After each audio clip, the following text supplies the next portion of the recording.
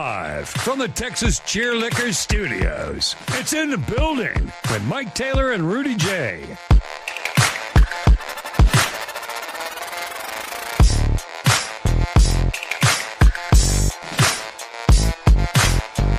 Well, in the building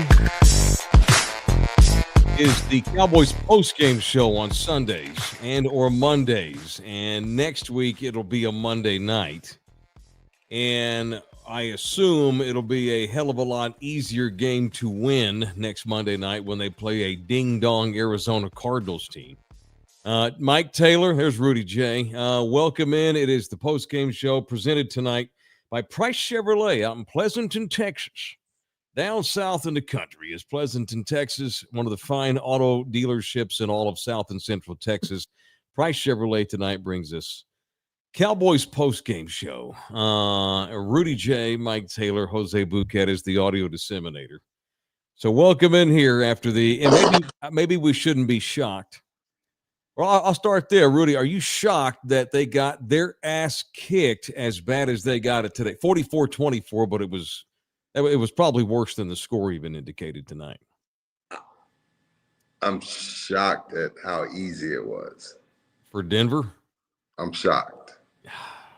I figured Denver was going to win. I got some money coming, but I didn't think it was going to be that easy. How much did you win on the Broncos? $100. Oh, okay. Hey, man, that ain't nothing. Yeah. That ain't nothing. Where to begin, man? So, we'll just set the game up. Early in the game, I thought that Dallas clearly Denver was favored. And what was the line going into the game? Like this morning, did you check the lines? Probably should have been Denver by 6.5 is what I would have had. 3.5. 3.5, and I would have taken I did not think the Cowboys were going to win this game. What is embarrassing and discouraging is how Rudy just said, how shockingly easy it was for Denver to do whatever it wanted to. You know, Bo Nix throws an interception on their opening drive. And then I think I saw before they took Nix out of the game in the fourth quarter when it was just a blowout and Sean Payton didn't want to get him hurt. I think after the interception, the Broncos possessions for something like touchdown, field goal, touchdown. I think they had on 6 consecutive offensive possessions, they had 5 tutties and 1 field goal. And the field goal was a miracle because I thought they were going to score 7 on that. And the only reason why they didn't score 7 is because they had penalties. The Cowboys just got their ass kicked tonight on one side of the ball. And that's what's discouraging about this thing. It's not that they're horrible. I mean, they're a 500 team going into the game. And it's one game on the road against an AFC opponent who's really good and whatever. It ain't like they still can't fight for the division in a not so great NFC East. But man, I was just at this point, man, I'm ready to trade both of those number 1 picks, Rudy. Honest to God, at least one of them. You have got to help this offense. The offense is good. You have an opportunity here to maybe squeeze out a playoff berth if you can just get some sort of defense at all. Well, Surtain goes out early. Mm-hmm. Defensive player of the year. But it was your offense's first chance to show what they look like against somebody that could really play some defense. The offense wasn't good today, but this is the thing. You're not playing the Broncos every weekend. Yeah. In fairness to them, I'm not trying to defend Dak and the offense, but the offense didn't look good today. But on the other side, what you're talking about, Mike, it's so easy if you have a game plan against this defense. Like if you want to pass, if you want to run, no matter what the situation is, this defense is just not very good. But this is the thing, Mike. I don't think Max Crosby fixes this. They're missing 4 or 5 guys. The linebacking core is awful. There is no pass rush. Obviously, the DBs are struggling. Therefore, those 4 picks over the next 2 years. This don't fix it. They may have to trade all 4 of them. They might need to trade a 1 for a pass rusher, another one for a corner, and it's so bad now. And the offense is good. I'll defend Dak too, because let me say this, and although they were not great, Dak had an interception, blah, blah, blah. But when you know for a fact in your head psychologically, offensively, that if we don't score 30, we're going to lose, period, going into every game. And then all of a sudden you look up and it's 14-3, and it's like, well, shit, here we go. Offenses start to press, quarterbacks start making throws they otherwise wouldn't make. It changes how Schottenheimer calls the game when you're down that big, that early, and you know your defense is not going to stop jack shit. That affects your offense. The Cowboys, you just said it. They have no pass rush. They can't cover, and they've got one of the worst 5 linebacker corners in the NFL. They need to run all the fucking guys on defense into the office, like on that movie Office Space, and like, so yeah, we need to see all you guys in HR, and just have every guy on defense take turns coming into an office and ask them, what is it exactly that you do here? What on earth is it that you're doing to earn your paycheck? There is nobody on defense playing at all right now. Nobody, not even your good players.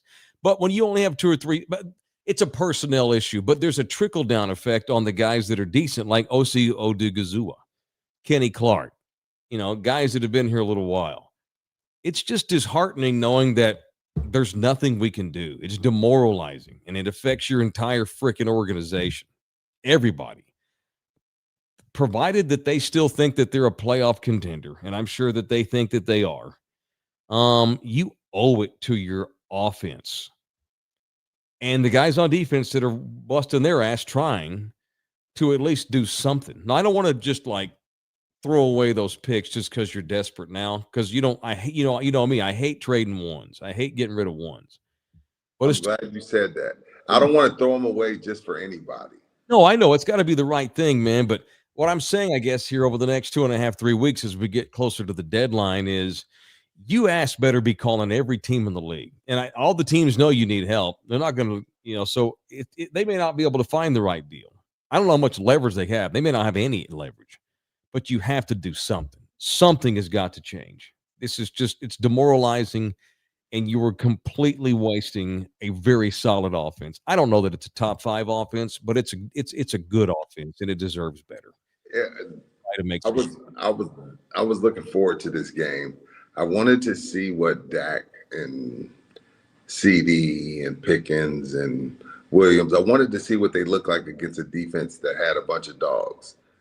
And they didn't look good, but the only thing, again, of me defending them is you don't play Denver every week. Ever again either. Yeah. You don't play Denver ever again. Right. Unless it's in the Super Bowl. That's not happening. I don't think either one of these teams is going to the Super Bowl. No. I don't either.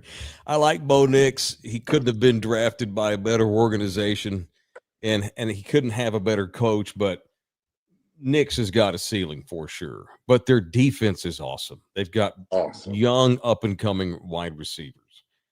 Give Denver, hell. And Denver's got an easy schedule. While they get to play the Dallases and the New York Giants of the world, the Chiefs play a top 10 defense every damn week. The Bills play a top 10 every week because the NFL punishes the good teams by giving them hard schedules the next year. Denver's playing a pretty easy schedule, and they don't have nearly as many injuries as most teams. Shit, we wake up here in 2 months, hell, Denver may be in the driver's seat to go to the freaking Super Bowl because it's about attrition. It's about survival, and God knows who else is going to get hurt. Who can stay healthy? Exactly, and who else knows what the hell's going to happen. The other reason why I think that the Cowboys have to do something here in the trade deadline is because when you look at the schedule, they play the Cardinals next Monday night, so you have 8 days till the next game. And then you play Vegas. Okay, so you looked awful. Like you just said, you just got your ass kicked on the road by an AFC juggernaut that you didn't expect to beat anyway. Wash your hands. Be done with it. Yeah, you got the Cardinals. You're good at home. Then you got the Raiders. And you win both of those games, and you look up and all of a sudden you're 5-4-1. That's exactly where Dallas could hope to be in a division with the freaking Eagles, with a shitty defense like that. To have a shitty defense sitting 5-4-1, that means that you're maybe 1 or 2 decent players away. And maybe you don't even trade those number 1 draft picks. Maybe you trade 3s and 2s. I don't even care if you bring in elite players. You got to bring in different players. They don't have good players. Right. I haven't seen a defense this bad in a long time. I don't remember. Like, I can't. I'm talking about it doesn't matter. Whatever you want to do, if you have a pulse, if your offense has a pulse, there's nothing you can't do against this defense. This is one of the worst defenses I've seen some bad defenses over the years in the NFL.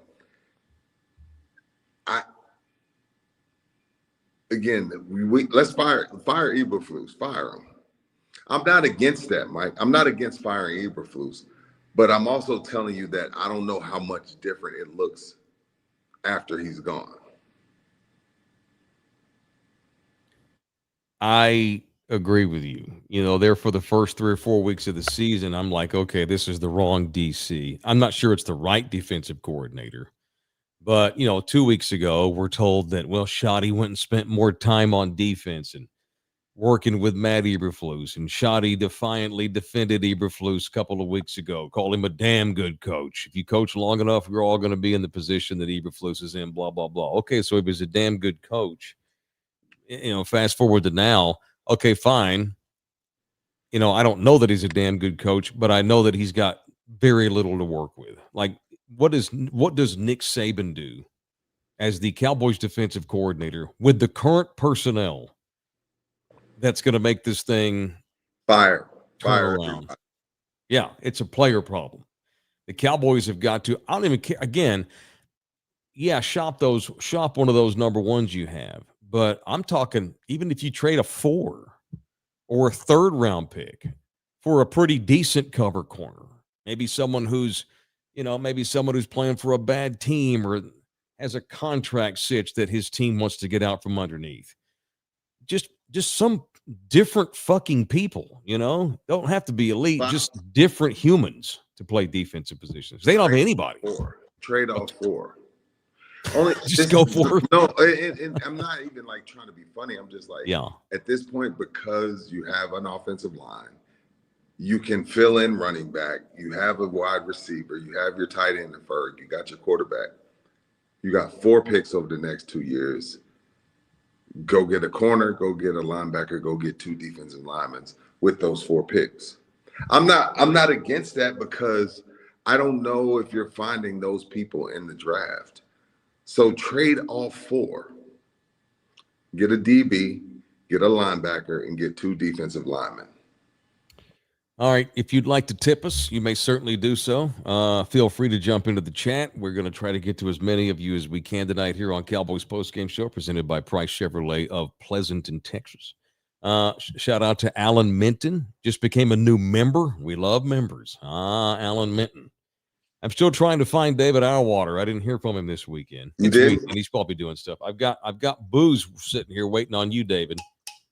This is for you. Look, I like that cowboy hat, Mike. Oh, thank you, sir. Cowboys and Broncos. I thought I'd bust out the hat tonight. Good. A little Jefferson's bourbon for a guy called David. He was a member and he won our horse race for members last week. So, Alan, thank you, man. You just became eligible for all of our members only stuff. Luis Flores in the building with a $1.99 donation says it was a trap game for Dallas. For who? A trap game. A trap game is when you play the Panthers and they beat you. Right, because you're looking. The Broncos were favored. This is not a trap game. It was a trap game for the Broncos. It wasn't a trap game for the Cowboys. Right. No shit. Now, Denver could have looked at this as a trap game, although Sean Payton loves shoving it up Jerry's ass. And so I'll guarantee you, Payton, he coached his ass off this week. He loves to whoop the Cowboys' asses because he wanted to be the coach here. Didn't work out, blah, blah, blah. You know, Sean Payton is an elite coach, and Jerry doesn't do elite coaches. You know, Jerry does coaches that'll come in and be company men. And ever since Payton realized he wasn't going to get the job, he's decided to make one of his goals in life to beat the shit out of Dallas. So, yeah, you're right. It could have been a trap game for Dallas, and Sean Payton made sure it was not. And the Broncos came off that miracle last week where they were down big to the Giants, had to score, 33 in the fourth. So that Peyton's not going to have them get down, or like maybe he means that it was a no. If you, Luis, if you reword trap game and you call that a no-win game, where it's like maybe the Cowboys knew at kickoff, we're a big underdog here. We're probably going to lose this game. And I was, driving over to Slackers tonight. We watched the first half over there, and I had the Cowboy game on the radio, and they were talking to Jerry Jones, and you can hear in Jerry's voice and by the things he was saying, he did not expect to win this game. Now, what did he say that made you say that, Mike? Just shut up and let me answer. Well, what he said was, he basically said this is a tough place. Few teams come here and win. Sean Payton's elite. That defense is rolling. This is going to be a really difficult game, And then Christy Scales, who was the Cowboys sideline reporter on radio, she followed with, okay, the trade deadline's coming up in a couple of weeks. We've talked a lot about trades with you guys this week. And I'm paraphrasing her question, but it was something along the lines of, if we get closer to the deadline, is there, based on how you guys play in this game, might that influence your decision-making as you look at the trade deadline? Mm-hmm. And Jerry basically said no, that he's not looking at this as like, whatever happens today is not going to influence what we do at trade deadline. ... Then he goes, and the reason for that is because this is a hard place to play. This is a very difficult place to play. You just don't come in here and win. Jerry expected to lose this game. Now, I don't think he expected to get his ass kicked the way they did, but that goes back to what you said 10 minutes ago. It's a road game against a good team on the road in October. You can't let this turn into a shitty performance next week. You got your ass kicked. The Broncos are good. Tip your cap, move on, and beat a shitty Cardinals team next week. So and Raiders the week after. Yeah, so you got Arizona, you got Vegas the next 2 weeks. Then the schedule gets really hard, but that's 3 weeks away. Can't worry about that because, like you said, God knows who's going to get hurt in the next 3 weeks. 2 very winnable games. There's no reason why you can't be 5-4-1 here in 2 weeks and feel good about yourself again with the trade deadline that very week. The official Russian oligarch is in the building. What's up, Rib? $50 in here. Thank you, man. Good evening, gentlemen. Thank you to the Russian oligarch. Appreciate you, Harm, as always. Thank you very much. Shout out to ekim66, who is celebrating 20 months of membership. Says, I'm 59 years old. Will I see another Cowboys Super Bowl win in my lifetime? I'm beginning to doubt it. I'm afraid to give you an honest answer, Ekim. How old is he? I'm 50. He's 59. I'm 50. I don't know that I will. I'm gonna say yes. Oh, I'm going off the numbers. Well, make sure you live a long time, Ekim. Make sure you live another 40 years and maybe so. If I knew you only had 3 years to live, I might have my doubts. Let's just say you might be pushing 70 by the time you see it. But maybe, maybe. Surely, at some point, the worm's going to touch them. And it's going to there's going to be 1 year where things fall their way and they get to the Super Bowl. You would think. That's you know how hard it is? You know how hard it is to not go to the Super Bowl in 31 years? You know how much the math goes against you? The entire league is set up, and I bitch about this all the time. The entire league is set up to reward the bad teams. The entire league is set up to entice bad teams to give them a chance to win. It's a communist setup. It is the Falcons have been to the Super Bowl twice in the last 15 years. My God. I mean, everybody's been to the Super Bowl, but you. The Saints. The Saints have won one with Sean Payton, my guy. Yeah. It is so difficult. The Cardinals have been to the Super Bowl. It was 16, 17 years ago, but they've still been. It is extremely difficult to not go to the Super Bowl over a 30-year span. It is unbelievable. So you would think, just by the law of averages and math, the way the NFL is set up, that one of these years, things will work out for you. You would think that. late in the game, they had this goofy stat, and it made me laugh, it made me laugh and cry in the same damn sentence. So it said they put the 3 winningest quarterback duos of the last half century. Montana Steve Young. What quarterbacks have gone back to back for their respective franchises that have won the most games over the last 40 years? They showed Montana Steve Young. Then they showed Brett Favre, Aaron Rodgers. You know who the 3rd winningest duo in the NFL is over the last 30 years? No way. After No Montana, way. Young, Favre, and Rodgers? No way. Yes, way. No way. Romo and Dak are the 3rd winningest quarterback combo in the NFL over the last 40 years. And I just laughed my ass off to see those 2 names associated with those 2 Packers and those 2 49ers. I just laughed my ass off because those other 4 guys are all Hall of Famers. And I laughed, but then they show that stat, and Romo's literally sitting there doing the game, and Romo's like, yeah, that's the thing with Dak is just until you have that playoff success, until you have those wins. Hang on, no, yeah, he goes until you have get those wins in the playoffs. It's hard to compare yourself to those other guys, and that goes for me too. The only regret I have as a player, Romo said, the only regret is that I was unable to bring a championship to Dallas. And Romo threw the defense under the bus today. They talked about they showed highlights of that. Remember the 51-48 game when they lost to Denver at home when Romo threw a fucking interception inside his own 10-yard line and set up the game-winning field goal. He throws for 505 yards, which is an all-time Cowboys record. He throws for 4 or 5 touchdown passes. He couldn't have played any better. And then he throws a freaking pick with the game on the line, which wrapped up his entire career. And he was saying it's like he can feel for Dak because he knows what it's like to go out and throw for 500 fucking yards, 5 touchdowns, put 48 points on the board. And yeah, he threw a pick, but you hang 48 on somebody and you lose. That is demoralizing.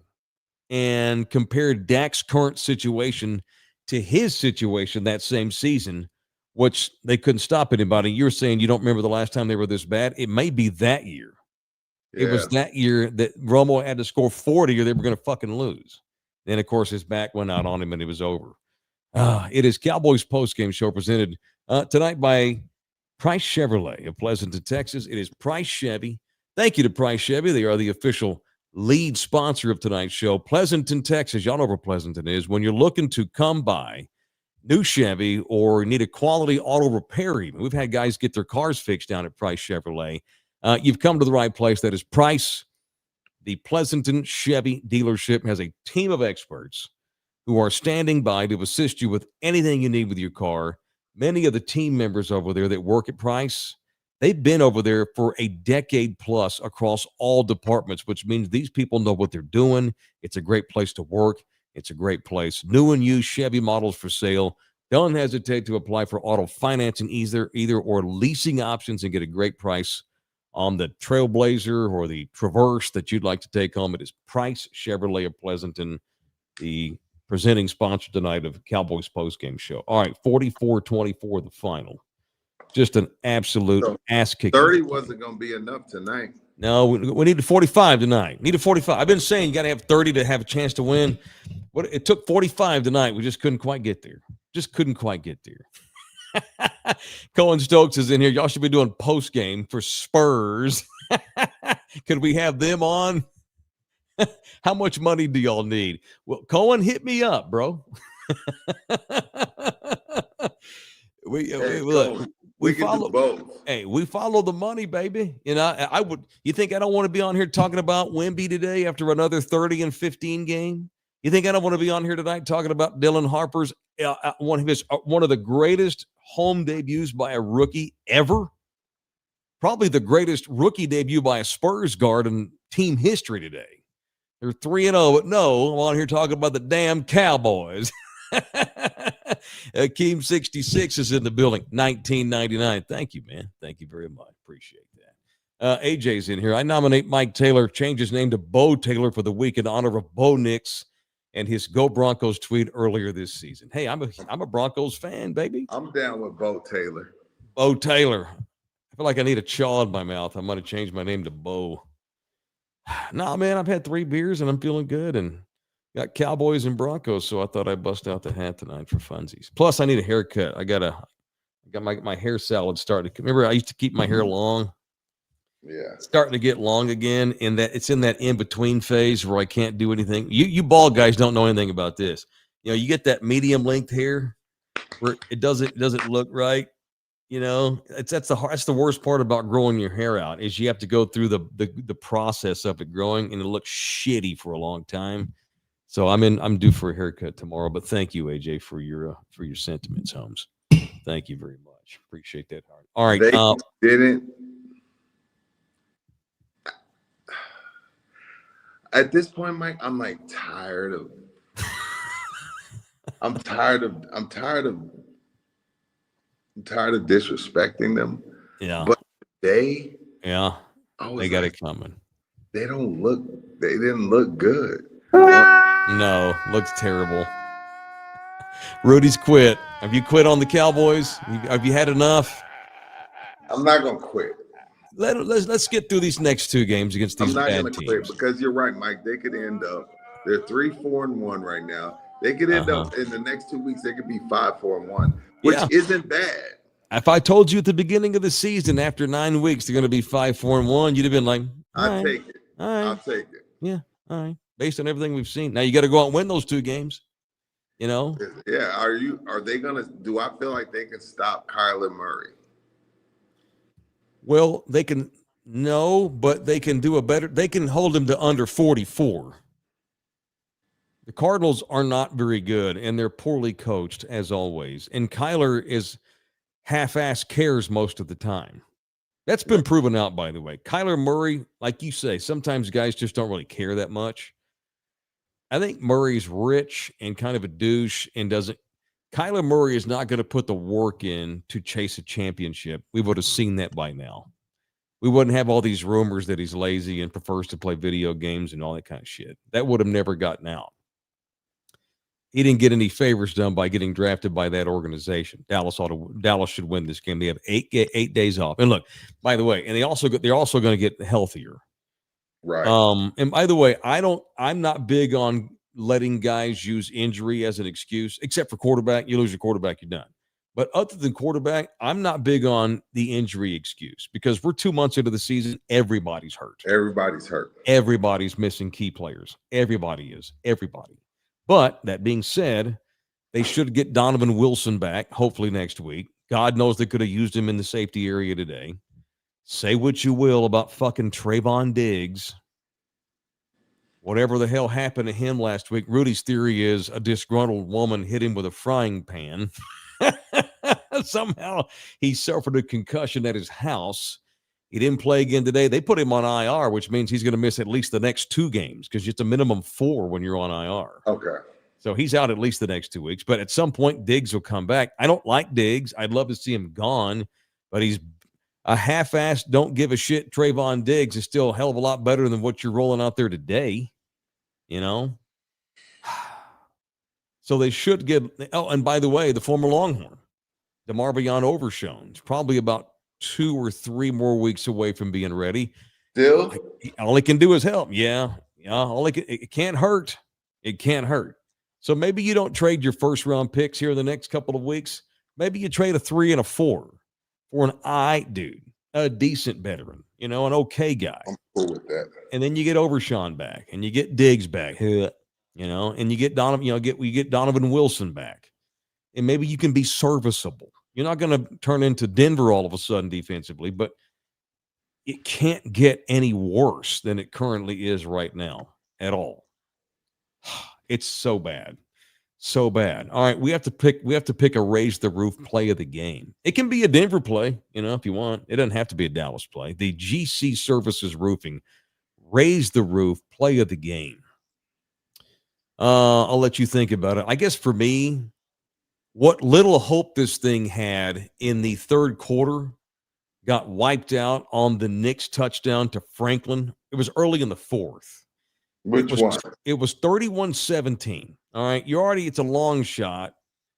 But if you just get one effing stop, now if the Cowboys score a touchdown, it's 31-24, and you have a chance to pull off a miracle. But no, Bo Nix marches him right down the field like he's effing Peyton Manning and drills a tutty to Franklin. And then that put Denver up 37-17. And that's when Shoddy told Joe Milton to get warm. And that was church. So I guess for me, that's the GC Services raise the roof play of the game. Hard to come up with one tonight. I'm with that. I'm fine with that. I mean, cool. We'll make that the play. There was nothing to raise the roof about tonight. No. That's why I picked the Denver play. To raise the roof about tonight. I know. What's the best Dallas play? The interception to start the game in the first series. That was the highlight of the day. Sure. Dude, even that, they get the interception on the first drive by Denver. They go all the way down the field, get inside the 5-yard line, and settle for a field goal. And I'm like, oh, you can't do that. That's a bad thing. You get a pick. So you get not only do you get a stop, you get a turnover.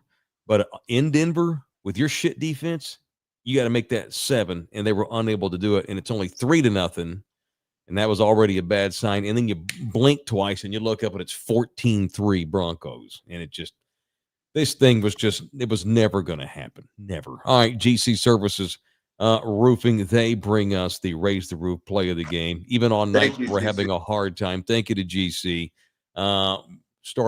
They did one member's roof earlier in the week, and then on Friday got up and rolling with another member's roof. So they did 2 members' roofs this past weekend. They're there for you. It is GC Services Roofing and Construction, the official roofing company of In the Building. JTTX says the opening kick was nice when it was still 0-0. Okay. The GC Services Raise the Roof play of the game for him is the opening kickoff. We had fun with it, though. We had fun because me and Rudy had a good day. He went to the Spurs game, sat in the suite. I'm looking forward to hearing your recap of all things seen and heard yesterday on In the Building. And then joined me for the first half out at we went to Slackers over on 281 and Thousand Oaks. All right, so Slackers. The location we went to today, and we picked this location on purpose because they host a Broncos watch party every Broncos game. Every weekend, that's the Broncos. Yeah, it's cool. Y'all know how it is. And like when you're a fan of somebody else and you're in another city, you find each other on social media. Oh, wow, you're a Broncos fan? Yeah, me too, blah, blah, blah. And you wind up having like a watch party, And so they go all out too at this. And good on Frank and those guys because Frank's a big old Cowboy fan, of course. But good on Slackers because, these boys, their money's green too, baby. In every Broncos game, they show up. Homeboy's got a mic. They put up signage. They put balloons up. They have flags out in the parking lot like they're in Denver and shit. What? Show me this right here, Bouquet. What you got? We got a couple videos, I think. This is in San Antonio, Texas.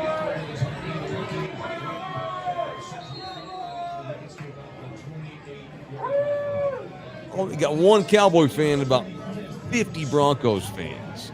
And this video doesn't do justice, though. They were all outside, big-ass flags in the parking lot. And it wasn't not a joke. No. Do you have that other video, Bouquet? So I had a couple of land sharks. And I didn't like, and I wanted, hang on, here, pause it right there with my gut hanging out. I knew if I don't talk shit now, I'm not going to have an opportunity to. So this is early in the game when this is Dallas's first touchdown to make it 14-10. No, I think it was 19-13. Something like that. It was first half. The Cowboys were still technically in the game on the scoreboard, although it felt like they were never really in the game. And I decided to go in there, and you know what? This is some Broncos fan bullshit in my city. This is Cowboys country, so this is 2.5 land sharks in, Taylor, here about 3 hours ago here on the postgame show. You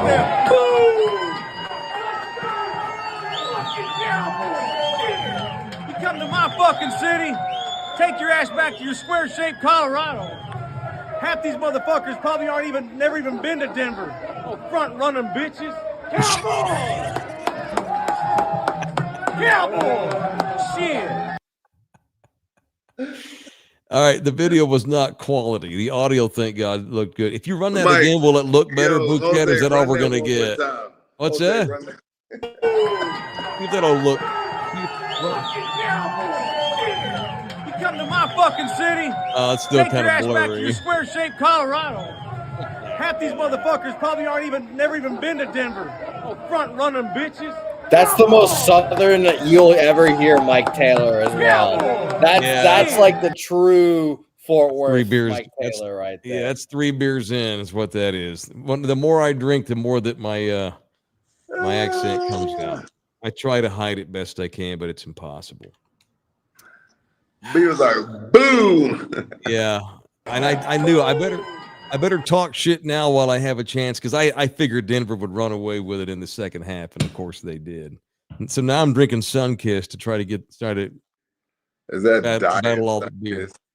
Yeah, I got 0 sugar Sunkist because I got too much beer, so I'm trying to offset the beer before I have dinner here. Highly unfortunate. Very unfortunate. All right, people are in here. Let's see. AJ's in here. For the 5 titles and positive distraction they give provided to all of South Texas in 30 years of shit football, Jerry Jones ought to just pay for the new Spurs arena. That'd be funny. Yeah, no shit. Jerry ought to just build the Spurs arena because we continue to support his damn team year in and year out, week in and week out. You know, God. Jason, I didn't even watch the game today. If they want to try and put a halfway decent defense on the field, I'll turn it on. I'm with him, man. You know, if we weren't getting paid to do post-game show, I got better shit to do with my life. I'm 50. I guess I'm 50. I'm 50 years old. I ain't trying to watch that shit. I would have turned it off and not watched this game. I probably would have made it. I probably would have made it to about 5 minutes into the third quarter before I told Nina, let's go do something. But we had post-game show and we have duties. It's my job. If this were not my job, my ass would not have been watching that bullshit. That's crazy. No, what are you laughing at? What are you laughing at? You, because it's like, I agree. So it's funny. So I wouldn't You got to pay me to watch Cowboy games. First of all, I would have stayed at the Spurs game. Yeah. If not, I only stayed at the Spurs game for the first half because I had to get Packers for Cowboys post game. That sucks. I know, man. The Cowboys messed up your Spurs opening experience. That sucks. By the way, we'll talk about this tomorrow in the building, 10 a.m. Okay. The Spurs they probably should be paying Wemby about $100 million a year. I've never seen an opening night with that much energy. I haven't seen that much opening night energy since like ring night. They probably like superstar was they probably should be. Kendrick Perkins tweeted, the Spurs may have to pay Wemby 5 years, $1 billion. And I was like, that's hyperbole. But when I was there today, I was like, he's not far off. 3-0 for the first time since when? How long has it been since we were 3-0? I don't know. No idea. It's been a minute. Was Tim still here last time this thing was 3-0 to start a season? It's got to be. Or maybe DeRozan's first year. I doubt it, though. I don't know. Kawhi's last year when we lost to the Warriors in the playoffs and his ankle went to shit. Were we 3-0 to start that season? I don't know. I need to look that up now for tomorrow's show. Speaking of tomorrow's show, we're going to talk a lot of Spurs tomorrow. We'll talk about this shit. But thank God we got a little Spurs to mix in as well tomorrow. All right, man. I'm going to go have dinner and not think about Cowboy football. That's it. We're done. Dustin's in here. That's the only factual thing Perkins has ever said. Might be true. All right. Thank you to Price Chevrolet. Thank you to GC Services Roofing. Thank you to the people. Thank you to Jose Bouquet. All right. 10 a.m. regular start time on Texas time anyway at 10 a.m. Tomorrow right here on the channel. Tell your buddies about us. Love y'all hard. Thanks for our members and our subscribers. 44-24. Final from Denver. We will talk Spurs and Cowboys and Arch Manning's concussion and God knows what else tomorrow. Should be a good fun day. Good to be a good Monday show tomorrow. Y'all check it out. Love y'all hard. See you tomorrow.